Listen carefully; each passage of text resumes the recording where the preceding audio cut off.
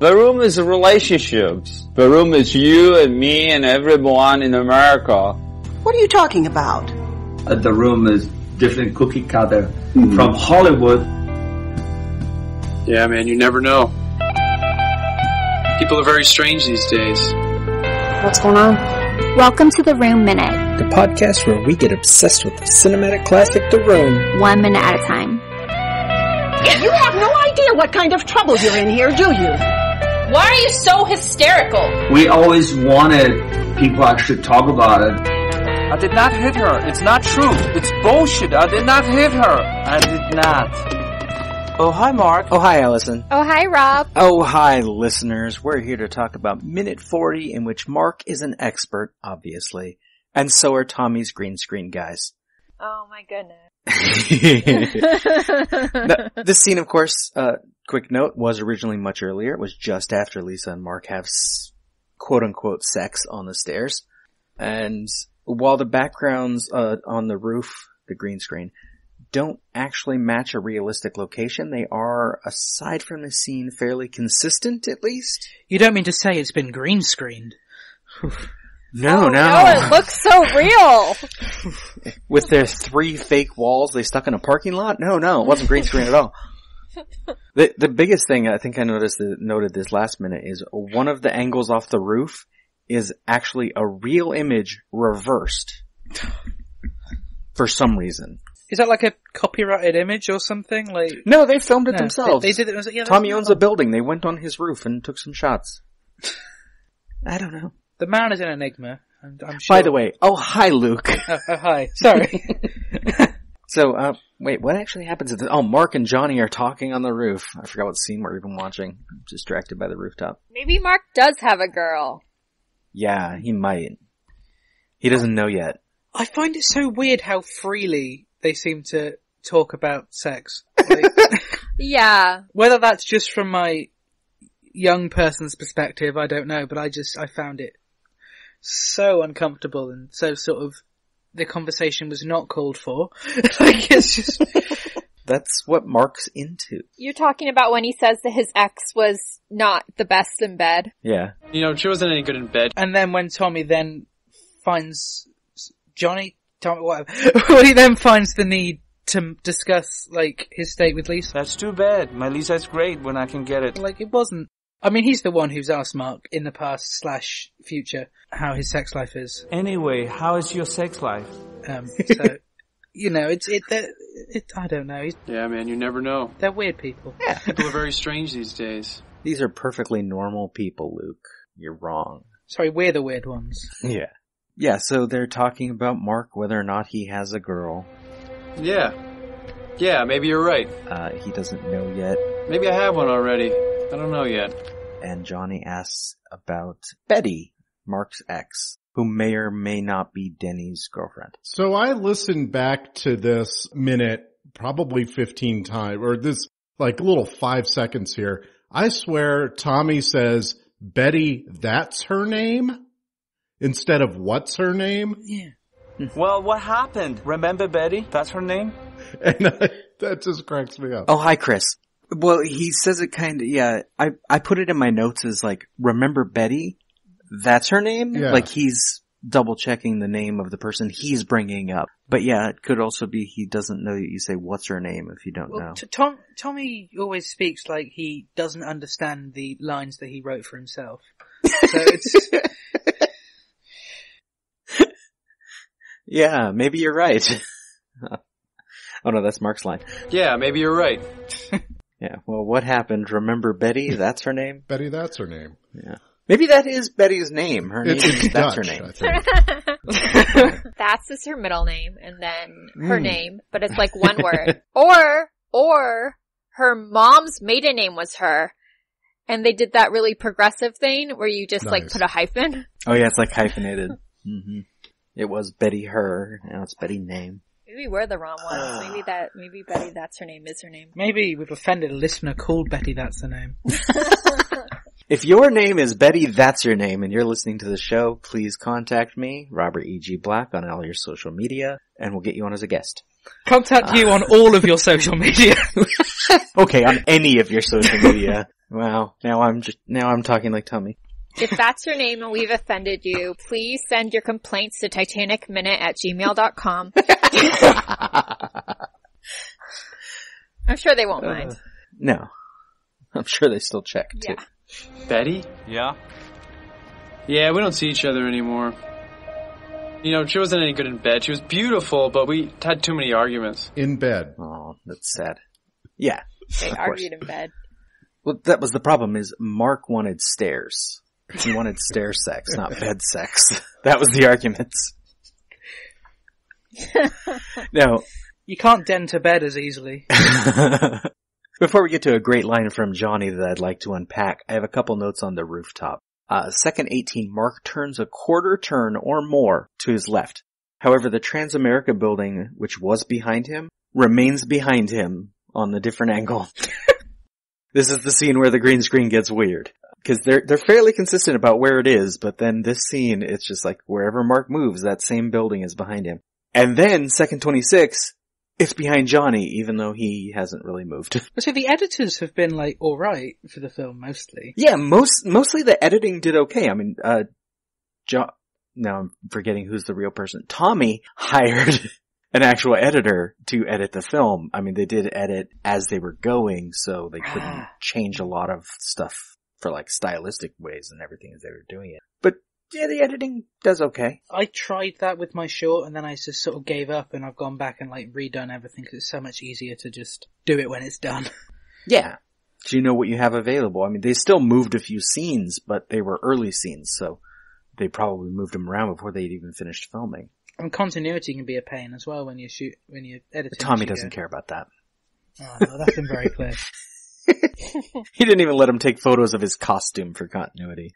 Now, the line I wanted to unpack is Johnny's line, "My Lisa is great when I can get it." That's too bad. My Lisa's great when I can get it. Yeah. He doesn't talk like a American high school student at any other part of the film. I couldn't decide in what way this line was wrong or offensive. It felt like there were multiple directions. Well, my Lisa. Mm-hmm. There's the ownership factor, yeah. And then clearly he's not getting it as much as he would like. Right. But now, does that mean that he equates Lisa with sex? Or does he think Lisa is an object? Or both? Well, we're suggesting that Lisa is it. Yeah, in which case does he not get Lisa some of the time?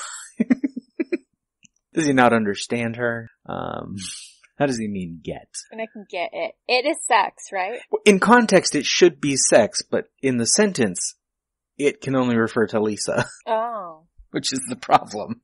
Now, if he said sex with Lisa is great when I can get it, then the sentence is fine. And then Luke gets uncomfortable. And we're okay with that here at the Room Minute because Luke is thousands of miles away. We're not here to make people feel comfortable. That's right.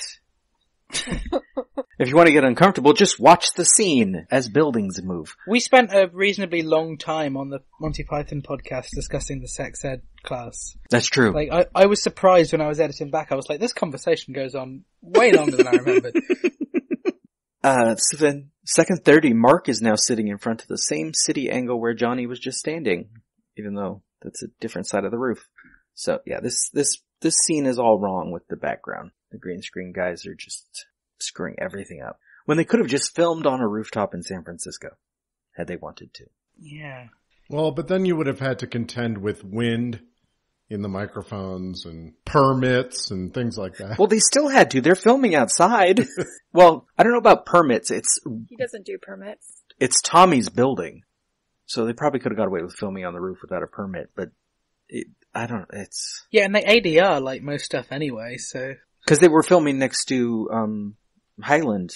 It's a big street in Hollywood. So they did have to deal with noise a lot of the time anyway. This is in a parking lot. They just set walls out and set up that little outhouse booth as the stairs and put up green screens. I don't know. I'm pretty shocked that, like, Tommy actually got a movie at the end of this. True. Like, true. I feel like that's... Of course, everything else, like, there are so many films which have just, like, ended up half done, that the fact that, you know, he he managed to complete this. I'm still impressed. The fact that the actors and the production people went along with it for that long. Yeah. Maybe Tommy's like Kubrick and he couldn't, he didn't want to leave Los Angeles. So it's like, I'm going to set my movie in San Francisco, but we can't leave Los Angeles. I'm just too afraid to leave. Oh, we'll get to that in a moment. I think I know why he didn't film this in San Francisco. It's because other actors are on the rooftop scenes other than Greg Sestero. And as we'll see in a little bit, Tommy doesn't want people to know that he lives in San Francisco. And so he probably didn't want them to know he owns a building in San Francisco at the time. He's a very private person. Oh, that's a real life thing. Yeah. Oh, I was totally unaware of that. I gotta say, the fact that now it's been broadcast in a Seth Rogen movie, probably. Yeah, now everyone knows that. But at the time, Tommy, he lied about his age, he lied about where he was from, and it's not because he was necessarily trying to really hide anything. He is just inherently private about everything in his life. Then Mark says in the film, Oh man, I just can't figure women out. Sometimes they're just too smart. Sometimes they're flat out stupid. Other times they're just evil. In the script, he's got a little longer list. I just can't figure women out. Sometimes they're smart. Sometimes they're dumb. Sometimes they're good. Sometimes they're bad. Sometimes they're nice. Sometimes they're not nice. They are evil, seductive, and hostile. It's like a children's skipping rope rhyme. It's the new Cinderella dressed in yellow. So my note for that was, I wrote, this is the Tommy Wiseau taxonomy of women. Yes. It's like the kingdom, phylum, genus, species, whatever. It's a pretty dim outlook on half of humanity. Problematic for sure. And, this is coming out of Mark's mouth, but yeah, I think it's Johnny in terms of whose point of view this is. Or Tommy, rather. Yeah, and I'd say it's definitely Tommy's. Because he wrote this after, I don't know how soon after, but after a major breakup. He wrote this after he was in an accident where he almost died. And so this script was his attempt to not only try to finally control his acting career, but to get his life and his opinions in line. How much better do you think this would have worked as a play? Structurally, I think it would work better because it's the setup for the scene of like people going in and out of this same place and like their lives all intersecting would probably work better. And if you look at the script where it has the act breaks, they divide better because like Act 1, I believe, ends with Lisa and Mark getting together and having sex. And so then it starts up a new act while we've all been like, have to deal with what just happened. And so I think emotionally it might have had a better impact as well. Why did he choose to make it a film in the end? I think at that point, I don't even think Greg Sestero suggests this, but by the timing, I think it may have been sort of jealousy. Because Greg Sestero had gotten a bit part in Patch Adams that then got cut, but had gotten a starring role in Retro Puppet Master. As Tommy is working on this script, and I think he just was trying to catch up. Because Greg got an agent as soon as he moved to LA, and Tommy didn't. Which they deal with in the Disaster Artist movie a little bit as well, is that Greg gets here and goes and gets an agent, and Tommy can't get one and wants to get in contact with that same agent. They don't want anything to do with him. Because he's weird looking, he sounds weird. There's not going to be many casting calls for his type. No. Especially if he laughs after every single line. Does he have an agent now, or is he, in control of himself? I don't think so. Well, he has a person who does something. If you go to any of the midnight screenings where Tommy is there, there's this other guy who, travels and keeps everything in line, but it might just be sort of like an assistant who just... His handler. Yeah. It's better described as a handler. His wrangler. As far as I know, that guy could also work as a sort of agent. But Tommy does most of his stuff himself. He goes after people for copyright things. He attacks people with YouTube videos when he doesn't like things they say. And I don't think he needs... Well, he could probably use one. I don't think he has one or would think that he needs one. I was going to say, I'm surprised he hasn't done more cameos than he has. Yeah, in a way, you'd think after this, more movies would want him, but I only know of He's the villain in the sequel to Samurai Cop. Oh boy. Which is the original Samurai Cop is a great bad movie. The second one is awful, and he's okay as a villain, but the movie just isn't good. I feel like sitcoms should really sort of just grab him for like a guest role. Like, I feel that'd be brilliant. He probably wouldn't want to be a guest. Maybe that might be it. It might be his ego's too big for cameos. Yeah, maybe. What if he cameoed as himself? He might be, well, that's what he does in The Disaster Artist, sort of. He cameos as weird guy that Tommy talks to. I think you should be a recurring character on Curb Your Enthusiasm. That would be interesting. I'm not sure if, what's the guy's name who's the star of that show? Larry David. I can't think of it. Yeah. Larry David. I'm not sure if Larry David would want to put up with him though. But that could be a plot of an entire episode for sure. Oh yeah, it would be great for one of those sort of self-aware sitcoms to sort of like even if it's just once a season or something. Oh.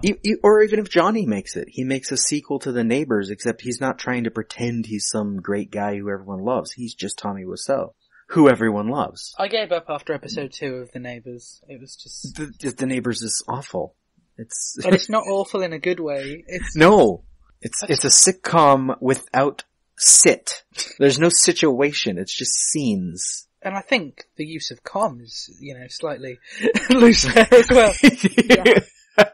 Yeah. The transitions between scenes are funny for a bit, but then really get on your nerves. Like, it's just like he sat down at iMovie and just put all the little green screen effects in one. You should watch the Tommy Wiseau. It's even worse. Oh. It's just him talking about video games. Badly edited, badly lit, badly written.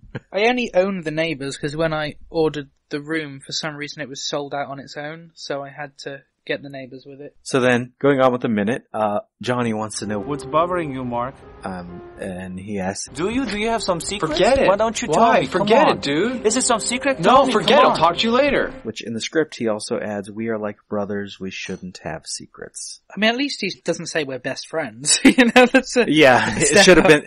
That's probably why the line got cut, is because he forgot you have to call them best friends. They have to label each other at any point they can. They also have to say their names a lot.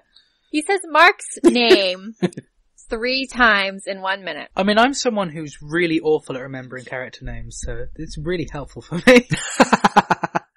Okay. And then at the end of this, what is this minute, in the script, Mark leaves out the door, and Johnny goes and lies face down on the bench, clutching the football tightly at his side. In the movie, of course, he just sits in the chair and tosses the football in the air, because the football, of course, is symbolic of male bonding and manhood in this film. Which I'm sure you pick up on the notes from a midnight screening later on. Oh, yeah. I think in this scene, actually, in a couple minutes, we get the first time that comes up. Cool. Speaking of notes from a midnight screening. Notes from a midnight screening. Johnny says, remember Betty Thatshername? And Mark says, Betty? Someone in the audience at the last screening I went to says she's in a hospital on Guerrero Street. I think that's the one I saw on YouTube. We did talk last minute of the possibility that Mark was telling a story about himself having beat up a girl he was with. But the movie doesn't suggest that, but audiences have picked up on it anyway. That's the one where Tommy reacts, oh, that's a great story, Mark. Yeah. What a story, Mark. Yeah. What a story, Mark. And the only other note from Midnight Screening for this minute is everyone in the audience says, along with Johnny, it seems to me like you're the expert, Mark. Because you have to, Johnny, you gotta say Johnny's best lines. And that's like 50% of his lines. Yeah. It's either a completely forgettable line or a completely memorable line. He doesn't have any in-betweens.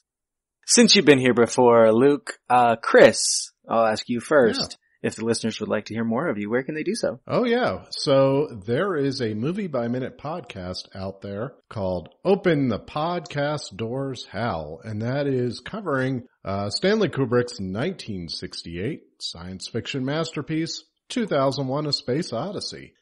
We just finished the whole thing. So all 150 episodes plus specials are all where fine podcasts are sold. And Luke, what about you? They can find my podcast, Please Be Seated, on most podcast platforms. Please Be Tweeted on Twitter, and all of my podcast appearances, short films, whatever, are all at lukeallen.co.uk. So it's nothing wrong when people make fun of the project, in this case, The Room. The Room Minute is a production of Lemming Drops Studio. You can find more content at lemmingdrops.com. Follow The Room Minute on all the obvious social media. If you've got any stupid comments after the show, you can leave them in your pocket on Facebook. If you like what you hear, throw us a rating and a review on your podcatcher of choice. Thank you for listening, and remember, if a lot of people loved each other, the world would be a better place to live. Leave us!